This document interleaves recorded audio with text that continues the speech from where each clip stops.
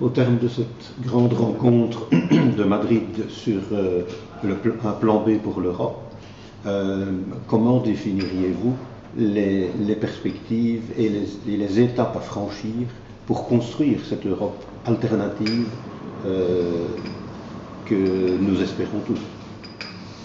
Oui, c'est très ambitieux de prétendre pouvoir vraiment définir clairement les étapes qu'on va suivre, parce que, en fait, cette activité très importante qui vient d'avoir lieu se situe dans un cadre qui est extrêmement mauvais au niveau européen.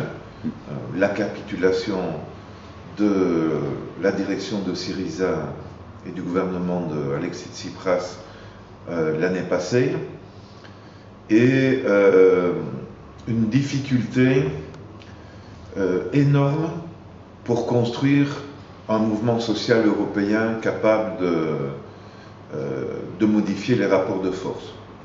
On est dans un contexte où ceux qui dirigent les institutions européennes traversent une crise de celle-ci, notamment de la zone euro, mais sans avoir réellement d'obstacles du côté de ceux qu'ils oppriment. Les luttes très importantes, très nombreuses, se font dans un cadre national, et lorsqu'on passe au niveau européen, le bulldozer des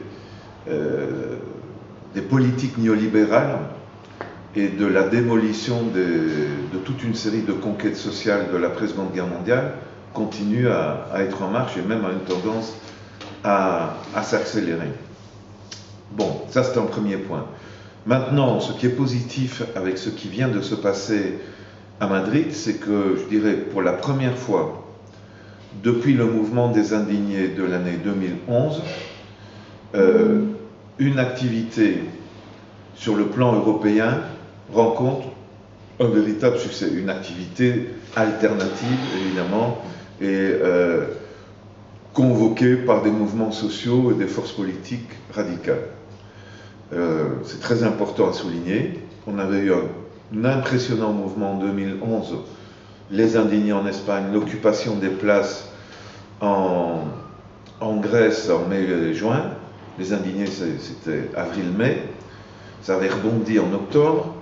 On avait eu cette année-là aussi le printemps arabe. La contagion était passée de l'autre côté de l'Atlantique avec des occupations à Wall Street. Il y avait eu un très important mouvement au Portugal. Mais c'était des mouvements largement spontanés et qui n'ont pas débouché sur une structure. Et les anciennes structures qui permettaient de mobiliser de manière significative, à savoir par exemple le Forum social européen, qui avait rencontré un énorme succès en 2002 dès son lancement à Florence. Il y avait eu 60 000 personnes et une manifestation de 200 000. Ces anciennes structures n'arrivaient plus à mobiliser. Et bien cette fois-ci, avec Madrid, où il y a eu autour de 2000 ou 2500 personnes, et où beaucoup de forces différentes d'Europe se sont retrouvées, on peut parler d'un véritable succès, qui n'atteint pas ce qu'on a réussi à atteindre il y a 10 ans ou 15 ans, mais qui donne réellement de l'énergie pour continuer. Alors, maintenant, il y a des débats très importants. Les débats, c'est notamment, et les choix à faire, c'est est-ce qu'il est possible de réformer l'Union européenne et la zone euro, ou est-ce qu'il faut dire clairement qu'après ce qui s'est passé avec la Grèce, et après ce qui s'est passé avec Chypre, il apparaît de manière absolument claire que ces institutions sont irréformables et que des forces qui arrivent au gouvernement avec un engagement de rompre l'austérité et adopter des politiques de justice sociale ne peuvent pas réellement mener leur politique en respectant les règles définies par les traités et imposées par les institutions européennes. Donc la question c'est, suite à ce qui s'est passé en Grèce, est-ce que l'option on peut réformer l'Union européenne et la zone euro est encore une option réellement pertinente, ou est-ce qu'il faut dire clairement désobéissance? Dire clairement désobéissance, ça veut dire les mouvements sociaux, évidemment, dès qu'ils entrent en lutte quelque part, ils désobéissent, mais c'est surtout un gouvernement qui viendrait au pouvoir après ce qui s'est passé en Grèce, par exemple en Espagne ou dans un autre pays du sud de l'Europe, c'est là qu'il y a le plus de chances d'avoir des gouvernements de gauche, doivent-ils ou pas désobéir très rapidement et donc prendre des mesures unilatérales comme la suspension de paiement, la création d'une monnaie complémentaire, l'imposition d'un contrôle sur les mouvements de capitaux, des mesures très fortes sur leurs banques parce qu'il y a une crise bancaire qui reprend en Europe et qui menace de nouveau les finances publiques, parce qu'une fois qu'on doit sauver les banques, ça coûte énormément d'argent et ça fait exploser la dette publique. Bon, mais je crois qu'on comprendra avec ce que j'ai dit, je suis pour la deuxième option, clairement. Je pense que c'est tout à fait maintenant raisonnable de dire ça. Oui, que va-t-il se passer au Royaume-Uni dans les 2 années qui viennent? Jeremy Corbyn a été élu à la présidence du Parti travailliste sur une ligne assez dure. Il promet, s'il devenait chef du gouvernement britannique, de renationaliser les chemins de fer, de défaire donc une série de non seulement de mesures d'austérité, mais de mesures structurelles initiées par Margaret Thatcher. Donc on voit maintenant, ceci dit, une leçon à tirer de ce qui vient de se passer la semaine passée, c'est que lorsqu'un gouvernement de droite résiste aux règles européennes, il peut obtenir, lui, des concessions. Ce que la Grèce n'a pas obtenu. Pour défendre les privilèges de la finance et de la City de Londres. Et le thème central, vous avez peut-être vu, c'est que le gouvernement britannique obtient de l'Europe de ne pas respecter ses obligations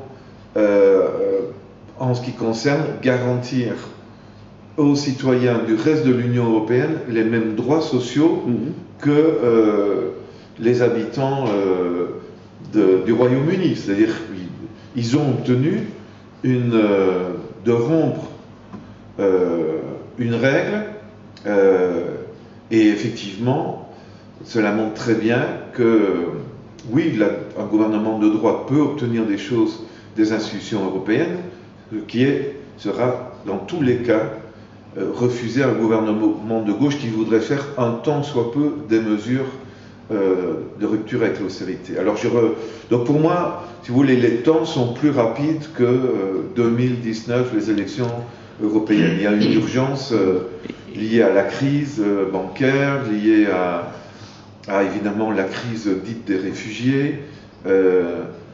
Et il y aura le CETA et le TTIP qui vont, naturellement, pour certains États, devoir se positionner, et s'il y en a un qui vote contre, ça crée une crise importante au sein de l'Europe. Donc pour moi, le timing, c'est un timing qui porte sur les 2 ou 3 années qui viennent en termes de est-ce que nous sommes capables de reconstituer au niveau européen un mouvement pan-européen dans un cadre nouveau, à savoir une alliance entre des mouvements sociaux et des forces politiques radicales. Jusqu'ici, la dynamique de ce qu'on appelait le forum social excluait les partis. La dynamique des forums sociaux, le forum social mondial et le forum social européen, c'était une initiative pour des mouvements sociaux, pour des ONG, pour des mouvements citoyens. et les partis devaient rester à côté. Avec cette initiative du plan B, la réunion qui a eu lieu à Paris en janvier et cette réunion à Madrid, il y a sont présents au même niveau mouvements sociaux et partis politiques. Ça me paraît un progrès. Parce que, comme l'a dit Zoé Constantopoulou hier dans son intervention, et personnellement je n'arrête pas de le dire aussi, il faut absolument que les mouvements sociaux obtiennent par la pression que des partis des partis de gauche radicale qui prétendent arriver au gouvernement dans leur pays, s'engagent à respecter leurs promesses et passent un contrat avec les mouvements sociaux. Ou sinon, on aura la répétition de ce qui s'est passé en Grèce, à savoir qu'un parti comme Syriza, de manière hyper rapide, rompt les engagements qui ont été pris et finalement, comme on l'a dit, adopte le programme qu'il combattait et devient un gouvernement du troisième mémorandum. Donc c'est un défi très important pour les 2 ou 3 années qui viennent. C'est là que je pense qu'il faut mettre vraiment de l'énergie parce que les batailles ont constamment lieu et il faut réussir à sortir, à compléter le cadre national. Bien sûr qu'il faut être dans les luttes locales et dans les luttes nationales et qu'elles restent déterminantes, mais si on n'arrive pas à les compléter par des initiatives sur le plan européen, ceux d'en face, nos ennemis des institutions internationales et des créanciers, vont pouvoir continuer à dominer tout ce qui se passe.